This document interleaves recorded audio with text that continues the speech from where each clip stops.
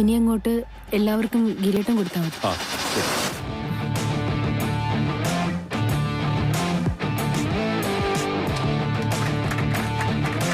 ആദ്യം കണ്ടപ്പോ തന്നെ അവള് തകർന്നു പോയത് കണ്ടില്ലേ? അപ്പൊ ഇവർക്കിടയിലുള്ളത് ചെറിയ പ്രണയമൊന്നും അല്ല. അതെ, ഇനി നടന്ന സംഭവങ്ങൾ എന്തൊക്കെയാണെന്ന് ഏതൊക്കെയാണെന്ന് അവനെ കൊണ്ട് നമുക്ക് പറയിക്കണം. നമ്മളോട് അവനതെല്ലാം തുറന്ന് കുമ്പസാരിക്കണം. ഇപ്പോഴത്തെ ഇരിപ്പ് വശം വെച്ച് അതിനധികം താമസം ഉണ്ടാകുകയല്ല നിതീഷേ. അവൻ പറയും, എല്ലാം നല്ല മണി പോലെ പറയും.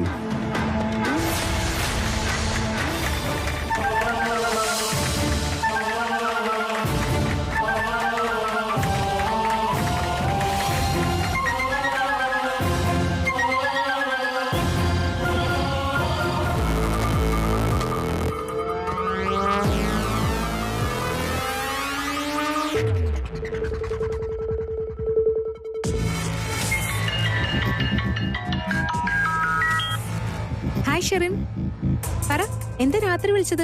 സനു, നാളത്തെ ഷൂട്ടിന്റെ കാര്യം നീ അതിന് ഈ രാത്രി വിളിച്ച് ഓർമ്മിപ്പിച്ചിട്ട് വേണോ? ഈ സാനിയ നമ്പ്യാർ ഒരു കാര്യം കമ്മിറ്റഡാ. ഞാൻ അതിന്റെ ഒരുക്കങ്ങളില്ല ഷെറിൻ. അല്ല സനു, അത് നിന്റെ ഒരു ടെൻഷൻ. നാളെ രാവിലെ 10:15 സമയം ഉണ്ടെങ്കിലേ ഞാൻ ഷൂട്ടിംഗ് ഫ്ലോറിൽ എത്തിയിരിക്കും. നാളത്തെ ഷൂട്ടിന് നീ വരണ്ട, അത് പറയാനാ ഞാൻ വിളിച്ചത്. ഷൂട്ടിന് വരണ്ടെന്നോ? അതെന്താ, ഷൂട്ട് മാറ്റിവെച്ചോ? അങ്ങനെയൊന്നുമല്ല, ലാസ്റ്റ് മൊമെന്റിൽ ചെറിയ മാറ്റങ്ങളൊക്കെ സംഭവിച്ചു. എന്ത് മാറ്റം? അത് പിന്നെ ജ്വല്ലറിന്റെ ക്ലയന്റ് മറ്റൊരു മോഡലിനെ സെലക്ട് ചെയ്തു. സത്യമായിട്ടും ഇതിൽ എന്റെ ഒരു മിസ്റ്റേക്ക് ഇല്ല സനു, നീ എന്നെ ഒന്ന് വിശ്വസിക്കണം. എന്താ ഞാൻ വിശ്വസിക്കണ്ടേ? എന്തൊക്കെ നീ എന്നോട് പറഞ്ഞെന്ന് ഓർമ്മയുണ്ടോ? വേണ്ടെന്ന് പറഞ്ഞ് എന്നെ നിർബന്ധിച്ചതിലേക്ക് കൊണ്ടുചെന്ന് ചാടിച്ചത് ആരാ? നീയല്ലേ? എന്നെ അവര് ഫിക്സ് ചെയ്തതോണ്ടല്ലേ പേയ്മെന്റ് വരെ സംസാരിച്ചുറപ്പിച്ചത്. നാളെ ഞാൻ വന്ന് എഗ്രിമെന്റ് സൈൻ ചെയ്യുന്നതിന് മുമ്പ് എന്ത് തിരിമറി അവിടെ നടന്നതെന്ന് എനിക്കറിയണം. നീ ഒന്ന് കൂളാവ്, എന്നിട്ട് ഞാൻ പറയുന്ന ഒന്ന് കേക്ക്. അവിടെ ഒരു തിരിമറി നടന്നിട്ടില്ല. ഞാൻ കൊടുത്ത ഓപ്ഷനുകൾ നിന്നേക്കാൾ ബെറ്റർ ആയതുകൊണ്ടുമല്ല. പിന്നെ എന്താ സംഭവിച്ചെന്ന് പറ. അവർക്ക് വേണ്ടത് കുറച്ചുകൂടി ഇന്ത്യൻ സ്കിൻ ടോണുള്ള പെൺകുട്ടിയായിരുന്നു, അല്പം കൂടി ഇരുണ്ട ഡസ്കി കോംപ്ലക്ഷനുള്ള പെൺകുട്ടിയെ. മോഡലിന്റെ സൗന്ദര്യം അവരുടെ ജ്വല്ലറിയുടെ സൗന്ദര്യത്തെക്കാൾ ജ്വലിച്ചു നിന്ന അത് ശരിയാവില്ലെന്ന് അവരുടെ ഡയറക്ടറും പറഞ്ഞു. അതൊക്കെ കൊണ്ടാ കുറച്ചുകൂടെ ഗ്ലാമർ കുറഞ്ഞ മോഡലിന് നറുക്ക് വീണത്. ആരാ അവള്? അങ്ങനെ പേര് പറഞ്ഞാൽ അറിയാൻ പാകത്തിന് ഫേമസ് ആയ ആളൊന്നുമല്ല. She's A fresher. നീ ഒന്ന് റിലാക്സ് ആയിക്കേ. നിന്നെ പോലെ ഓൾറെഡി എസ്റ്റാബ്ലിഷ്ഡ് ആയ ഒരു ഡിസൈനർ കം മോഡലിന് ഈ ഒരു ജ്വല്ലറിയുടെ ആഡാണോ വലിയ കാര്യം? നോ, ഇപ്പോഴത്തെ സാഹചര്യത്തിൽ ഇതെനിക്ക് വളരെ പ്രധാനപ്പെട്ട ഒരു എക്സ്പോഷർ ആയിരുന്നു. കല്യാണം കഴിഞ്ഞ് ഞാൻ ഫീൽഡ് വിട്ടു എന്ന് പറയുന്നവർക്കുള്ള ഒരു മറുപടി ആയിരുന്നു നാഷണൽ ക്ലയൻസ് ആയ കൊച്ചിൻ ജ്വല്ലേഴ്സിന്റെ ഈ പരസ്യം. So I badly wanted to do it. Yes, I understand.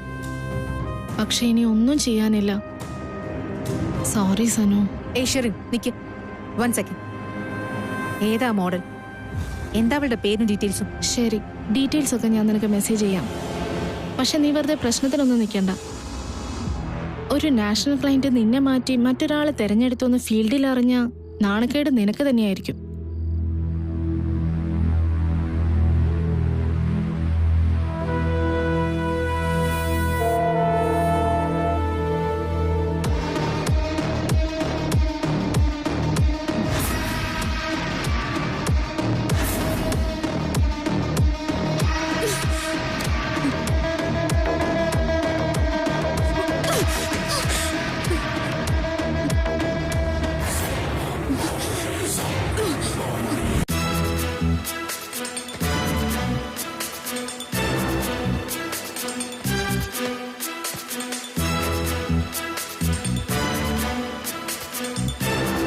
നീ ഇത് എന്തിനുള്ള പുറപ്പാടാ?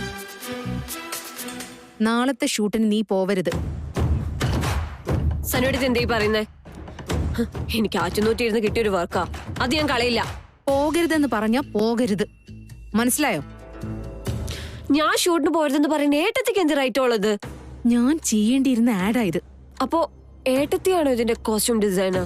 നീ ഇപ്പൊ ചെയ്യാൻ പോകുന്ന റോള് ചെയ്യാൻ വേണ്ടി അവരാദ്യം എന്നെയാ ഫിക്സ് ചെയ്തത്. മോഡലിംഗിലേക്ക് കൂടി വരണോന്ന് ഒരുപാട് കാലമായിട്ടുള്ള എന്റെ ആഗ്രഹം. അങ്ങനെയായി ഈ ആഡ് ഫിലിം ഞാൻ കമ്മിറ്റ് ചെയ്തത്. അപ്പോഴാണ് അതിനിടയിൽ നീ കയറി വന്നത്. ചേച്ചിയുടെ അവസരം ഞാൻ വിചാരിച്ച എങ്ങനെയാ കളയാൻ പറ്റുക? എന്നെ കൊണ്ട് അതിന് സാധിക്കുവോ? സത്യത്തിൽ ഞാൻ ഒന്നും ചെയ്തിട്ടില്ലല്ലോ. നീ എന്ത് ചെയ്തു ചെയ്തില്ല എന്നുള്ളതല്ല എന്റെ പ്രശ്നം. നാളത്തെ ഷൂട്ടിന് നീ പോവരുത്. അത് നടക്കില്ല ഏട്ടത്തി. ഞാൻ പോവും. ഒരുപാട് കഷ്ടപ്പെട്ട് പരിശ്രമിച്ചാ ഞാൻ എന്റെ കരിയർ ബിൽഡ് ചെയ്യാൻ ശ്രമിക്കുന്നത്. അതും ആരുടെ സഹായവും ഇല്ലാതെ. അതില്ലാതാക്കി ഏട്ടത്തി വെറുതെ ശ്രമിക്കരുത്. ഏട്ടത്തി എങ്ങനെ തടയാൻ നോക്കിയാലും നാളത്തെ ഷൂട്ടിന് ഞാൻ പോയിരിക്കും. നീ നാളെ ഈ മുറി വിട്ട് പുറത്തിറങ്ങാൻ പോകുന്നില്ല. അതിനുള്ള മരുന്നൊക്കെ എന്റെ കയ്യിലുണ്ട്. നീ പണ്ട് സിനിമയിൽ അഭിനയിക്കാൻ പോയപ്പോ പോലീസ് ഹോട്ടൽ റൂമിൽ നിന്ന് റെയ്ഡ് ചെയ്ത് പൊക്കിയ സംഭവമൊക്കെ എനിക്കറിയാം. അനാശ്വാസത്തിന് പോലീസ് പിടിയിലായ നീ അവിടെ നിന്നും ഇറങ്ങി എങ്ങോട്ടൊക്കെ പോയെന്നും ആരുടെ കൂടെ പോയെന്നും എവിടെ താമസിച്ചു എന്നും എനിക്ക് നന്നായി അറിയാം. ഇതൊക്കെ എല്ലാവരെയും അറിയിക്കാനേ എനിക്ക് യാതൊരു മടിയുമില്ല. ചേച്ചി ഇത് ആരോടും പറയരുത് പ്ലീസ്. സത്യത്തിൽ അങ്ങനെയൊന്നും സംഭവിച്ചിട്ടില്ല. നീ ഒരു ന്യായവും പറയണ്ട. നാളത്തെ ഷൂട്ടിന് നീ പോയാലേ ഈ സത്യങ്ങളെല്ലാം ലോകം അറിയും. നിന്റെ കരിയറും ജീവിതവും എല്ലാം അതോടെ തകർന്ന് തരിപ്പണവും. അതെന്നെ കൊണ്ട് ചെയ്യിപ്പിക്കരുത്, മനസ്സിലായോ?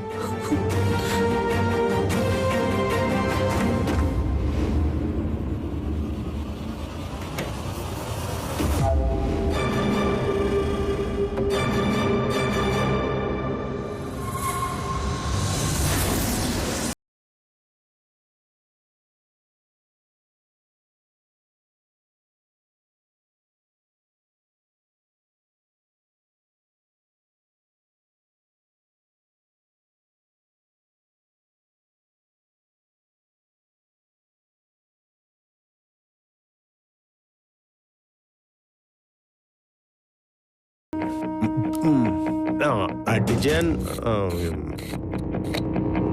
കൂടിപ്പോയ പറയണം കേട്ടോ നിതീഷ്.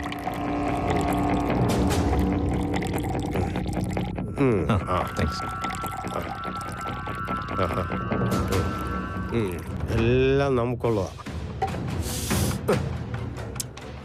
അടി അത് വേണ്ട സാർ, ഞാൻ കഴിക്കുന്നില്ല. അതെന്താ കിരൺ കഴിക്കില്ലേ? കഴിക്കും, പക്ഷേ നിതീഷ് സാറിന്റെയും അമരീഷ് സാറിന്റെയും കൂടെ. ഓ, അങ്ങനെയുള്ളൊരു ബഹുമാനൊക്കെ ഓഫീസിൽ മതിയെന്നേ. അപ്പൊ എല്ലാം പറഞ്ഞ പോലെ. ഗ്ലാസ് പൊട്ടിക്കല്ലേ?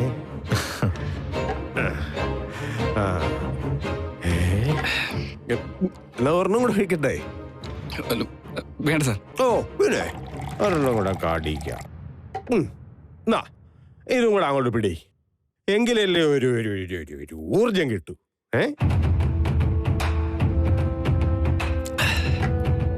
കിരണ് ഗിരിയേട്ടനെ നേരത്തെ അറിയായിരുന്നോ? അറിയാം. എങ്ങനെ അറിയാം? നിങ്ങൾ തമ്മി എവിടെ വെച്ചാ പരിചയം? അത് നമ്മുടെ ചെയർമാൻ ഗിരിധര സാറിന്റെ വൈഫുണ്ടല്ലോ, സുമിത മാഡം. അത് ഞാനിപ്പോ ഇങ്ങനെ നിങ്ങളോട്. ഓ, അതൊന്നും സാരമില്ല. നമ്മളിപ്പോ ഫ്രണ്ട്സ് അല്ലേ. ആ സ്ഥിതിക്ക് കിരണ് എന്തും തുറന്നു പറയാം. നീ പറ.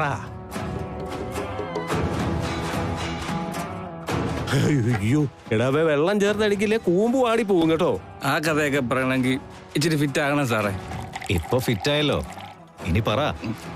ഞാനും ഗിരി സാറിന്റെ ഭാര്യയും കൂടെ പണ്ടൊരു അടുപ്പം ഉണ്ടായിരുന്നു. അടുപ്പമെന്ന് പറഞ്ഞ പ്രേമം, മുടിഞ്ഞ പ്രേമം. എന്നിട്ടെന്താ നിങ്ങൾ തമ്മിൽ കല്യാണം കഴിക്കായിരുന്നു? കല്യാണം വരെ എത്തിയായിരുന്നു സാർ. പക്ഷെ അവസാന നിമിഷം എല്ലാം തകർന്നു പോയി. അതെങ്ങനെ സംഭവിച്ചു? അത് പറ.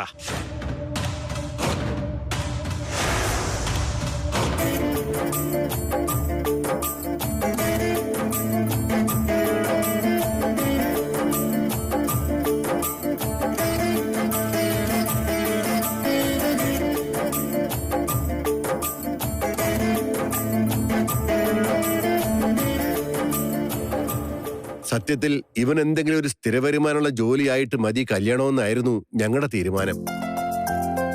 പക്ഷേ പെണ്ണും ചെറുക്കനും കൂടി എല്ലാം തീരുമാനിച്ച സ്ഥിതിക്ക് ഇനി ഇവരുടെ കല്യാണം നടത്തി കൊടുക്കാതെ വേറെ വഴിയൊന്നുമില്ലല്ലോ. അല്ലേ ചന്ദ്രൻ സാറേ? അതിനെന്താ, വിവാഹം കഴിഞ്ഞാലും കിരണിനൊരു ജോലിക്ക് ശ്രമിക്കാവല്ലോ. ഒരു സ്ഥിര വരുമാനമാകാത്തതിന്റെ പേരിൽ ഞങ്ങൾക്ക് കിരണിനോട് ഒരു മതിപ്പ് കുറവുമില്ല. അതല്ല, കല്യാണം കഴിഞ്ഞാൽ പിന്നെ കിരണിനെ ഒന്ന് സെറ്റിൽ ചെയ്യേണ്ടത് നിങ്ങളുടെയും കൂടി ഉത്തരവാദിത്വമാണല്ലോ.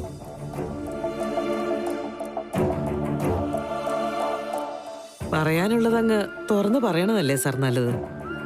സ്ത്രീധനമൊന്നും ഞങ്ങൾ പറയണില്ല. പക്ഷേ ഇവർക്ക് താമസിക്കാൻ തരക്കേടില്ലാത്ത ഒരു ഫ്ലാറ്റ് അതുമാത്രം വാങ്ങിക്കൊടുത്താ മതി.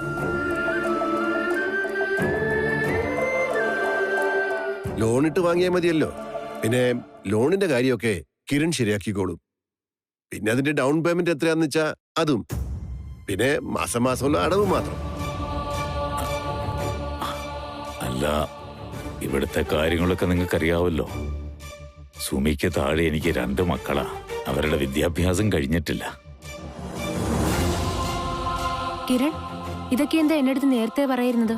അല്ല സുമി, അത് അച്ഛൻ ഇങ്ങനെയുള്ള വ്യവസ്ഥകൾ വെച്ചിട്ടാണോ നമ്മൾ പരസ്പരം ഇഷ്ടപ്പെട്ടതും കല്യാണം കഴിക്കാനായിട്ട് തീരുമാനിച്ചതും? കമോൺ സുമി, എന്തിനാ ഇങ്ങനെയുള്ള കാര്യങ്ങളൊക്കെ കോംപ്ലിക്കേറ്റഡ് ആക്കുന്നത്? നമ്മുടെ ഭാവിയെ കുറിച്ച് എന്റെ വീട്ടുകാർക്ക് ഒരു ആശങ്കയില്ലായിരിക്കൂ. അതുവരെ പറഞ്ഞു എന്ന് വെച്ചപ്പോ എന്താ?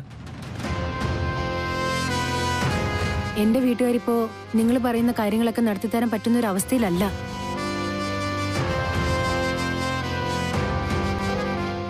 സുമി, അങ്ങനെ തീർത്ത് പറയാൻ വരട്ടെ. ചന്ദ്രേട്ടാ, നമുക്കൊന്ന് ആലോചിച്ചിട്ട് പറയാം. അമ്മ ഇത് എന്തോർത്തിട്ടാ ഈ പറയുന്നത്? കല്യാണത്തിന് തന്നെ വലിയൊരു തുക കണ്ടെത്തേണ്ടി വരും. അതിന് പുറമെ ഇത്രയും വലിയ തുക ചെലവാക്കാനായിട്ട് നമ്മുടെ എവിടെ ഇരിക്കുന്നേ?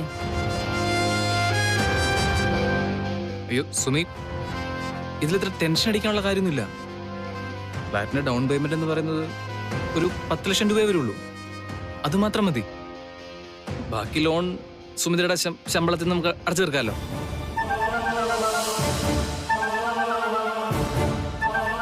എണ്ണിച്ചുട്ട അപ്പം പോലെ എനിക്ക് ആ കോച്ചിങ് സെന്ററിൽ നിന്ന് കിട്ടുന്ന ശമ്പളം കൊണ്ട് ഒരു ഫ്ലാറ്റ് വാങ്ങാനോ?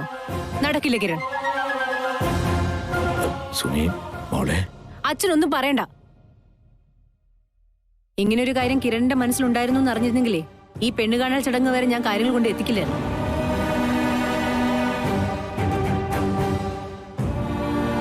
എന്റെ അനിയന്റെ അനിയത്തിയുടെ പഠിത്തം തീരുന്നത് വരെ എനിക്ക് അവരുടെ കാര്യങ്ങൾ നോക്കിയേ പറ്റൂ. മറ്റൊരു രീതിയിലും പണം ധൂർത്തടിക്കുന്നതിനെ കുറിച്ച് എനിക്ക് ആലോചിക്കാൻ കൂടെ പറ്റില്ല. അപ്പോ കല്യാണം കഴിഞ്ഞാലും സ്വന്തം ശമ്പളം കുടുംബത്തിന് നൽകാനാണോ തീരുമാനം? കല്യാണം കഴിഞ്ഞു എന്ന് വെച്ച് സ്വന്തം കുടുംബത്തോടുള്ള ഉത്തരവാദിത്തം കിരൺ മറക്കുന്നില്ലല്ലോ. പിന്നെ ഞാനെന്തിനാ മറക്കുന്നേ? ഒരു പെണ്ണായതുകൊണ്ടോ? സുമി, കുറച്ചുകൂടെ മര്യാദയ്ക്ക് സംസാരിക്കേ. വെറുതെ തർക്കിക്കാൻ നിൽക്കല്ലേ. ഞാൻ തർക്കിച്ചതല്ല കിരൺ, വാസ്തവം പറഞ്ഞതാ. ഞങ്ങളുടെ അവസ്ഥ നന്നായിട്ട് അറിയാവുന്നല്ലേ കിരണ്? ഇവിടെ വരുന്നതിന് മുമ്പ് അച്ഛനെയും അമ്മേനെയും പറഞ്ഞ് മനസ്സിലാക്കേണ്ട ആള് കിരൺ തന്നെ അല്ലായിരുന്നോ? കല്യാണം കഴിഞ്ഞാലും നമുക്ക് സുരക്ഷിതമായിട്ട് ജീവിക്കണ്ടേ? അതിനെക്കുറിച്ച് എന്റെ അച്ഛനും അമ്മയും ചിന്തിച്ചാൽ എന്താ തെറ്റ്? കല്യാണം കഴിഞ്ഞ് നമുക്ക് രണ്ടുപേർക്കും കുറച്ച് സേവിങ്സ് ഒക്കെ ആവുന്നത് വരെ കിരണിന്റെ വീട്ടിൽ താമസിച്ചാ പോരെ? അങ്ങനെയാണല്ലോ നാട്ടു നടപ്പ്. അല്ലെങ്കിൽ നമുക്ക് ഇവിടെ താമസിക്കാലോ. ഇത് രണ്ടും വേണ്ടെങ്കിൽ ഒരു ചെറിയ വീട് വാടകയ്ക്ക് എടുത്താ പോരെ? 10-30 ലക്ഷം കൊടുത്ത് ലക്ഷറി ഫ്ലാറ്റ് തന്നെ വാങ്ങിയാലേ ജീവിതം സുരക്ഷിതമാവൂന്നുണ്ടോ? ഞാൻ നിന്നോട് അപ്പോഴേ പറഞ്ഞതല്ലേ, ഇതിനൊക്കെ ഒരു നീക്കുപോക്ക് ഉണ്ടാക്കിയിട്ട് മതി ഈ പ്രഹസനം ഒന്ന്.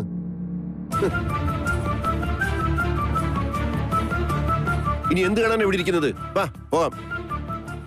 അപ്പൊ ശരി ചന്ദ്രൻ സാറേ, ഞങ്ങള് വീട്ടിൽ ചെന്നിട്ട് ഒന്ന് ആലോചിച്ചിട്ട് വിളിക്കാം.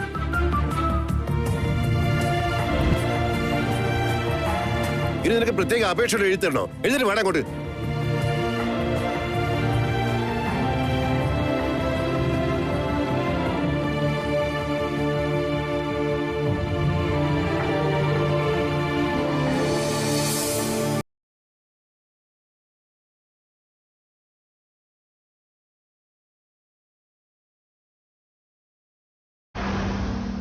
എനിക്ക് എന്റെ ജീവിതത്തെ കുറിച്ച് ഒരുപാട് പ്രതീക്ഷ ഉണ്ടായിരുന്നു സാറന്മാരെ.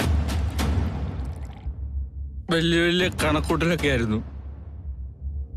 അതിന്റെ കൂടെ നിൽക്കാൻ പറ്റുന്ന ഒരു പെണ്ണിനെയായിരുന്നു എനിക്ക് വേണ്ടത്. പക്ഷെ സുമിതയ്ക്ക് പറയിക്കണേ, മനസ്സിലുള്ളതെല്ലാം തുറന്നു പറഞ്ഞാൽ അതൊരു ആശ്വാസമല്ലേ?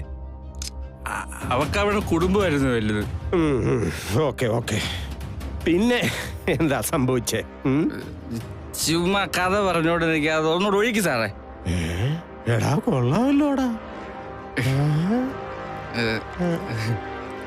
അത്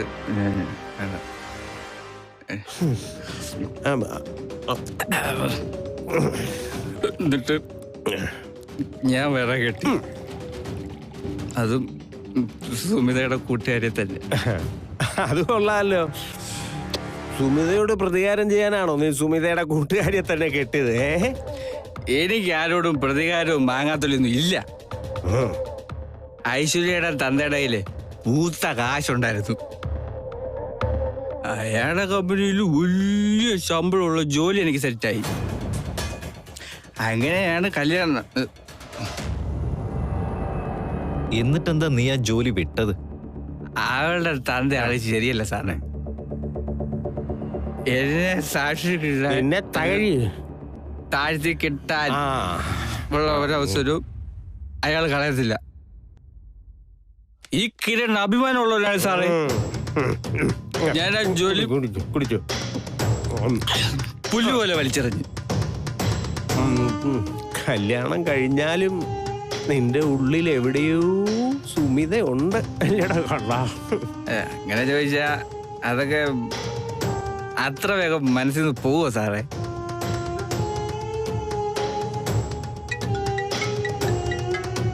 അത് ഫോൺ ഇത് ഇതിന്റെ ആണോ? ഒരു അത്യാവശ്യ കോളാ. ഞാൻ അവളോട് വർത്താനം പറഞ്ഞിട്ട് ഇപ്പൊ വരാം. അതുവരെ അങ്ങളൊന്ന് ഡീൽ ചെയ്യും. മനസ്സിലായി മോനെ. അത്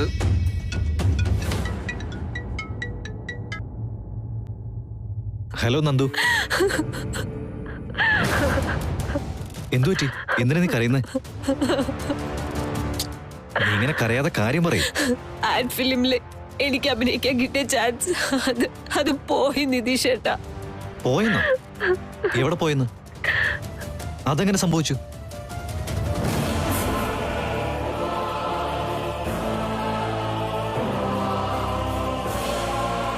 നീ അങ്ങനെ തോറ്റു കൊടുക്കേണ്ട കാര്യം എന്താ? നീ പ്ലാൻ ചെയ്ത പോലെ നാളെ രാവിലെ ഷൂട്ടിങ്ങിന് പോണം, അത്ര തന്നെ. ഞാൻ അങ്ങനെ ഏട്ടത്തിയുടെ വാക്കും ധിക്കരിച്ചു പോയാ അന്ന് ഹോട്ടലിൽ വെച്ച് പോലീസ് പിടിച്ച കാര്യം സനുവേട്ടത്തി എല്ലാവരോടും പറയും. എന്നാലും അന്ന് നടന്ന കാര്യങ്ങളൊക്കെ സനുവേട്ടത്തി എങ്ങനെ അറിഞ്ഞുന്നാ എനിക്ക് എത്ര ചിന്തിച്ചിട്ടും പിടികിട്ടാത്ത. നിനക്ക് എന്നെ വിശ്വസിക്കാം. ആ രഹസ്യം ഞാൻ ആരോടും പറഞ്ഞിട്ടില്ല. അതെനിക്കറിയാം. എനിക്ക് നിതീഷേട്ടനെ എന്നെക്കാളും വിശ്വാസമാ. എന്നാലും എന്നോട് ഇങ്ങനെയൊക്കെ ഒരു ദ്രോഹം ചെയ്യാൻ ഏടത്തിക്ക് എങ്ങനെയാ തോന്നുന്നത്? എത്ര നാള് കാത്തിരുന്നിട്ട് കിട്ടിയ ഒരു അവസരമായിരുന്നു ഇത്. സാനി ആളൊരു പ്രത്യേക ടൈപ്പാ. ഗിരിയേട്ടനും അമ്മയും കൂടെ ചേർന്ന് അവളെ വഷളാക്കി വെച്ചിരിക്കുക. നീ വിഷമിക്കാതെ, എന്തേലും ഒരു പരിഹാരം ഉണ്ടാക്കാൻ പറ്റുമെന്ന് ഞാനൊന്ന് നോക്കട്ടെ. ഞാനിപ്പോ കുറച്ച് തിരക്കില്ല, ഒരു ചെറിയ ബിസിനസ് മീറ്റിംഗ്. നീ സമാധാനമായിട്ട് കിടന്നുറങ്ങിക്കോ, ഞാൻ നാളെ വിളിക്കാം.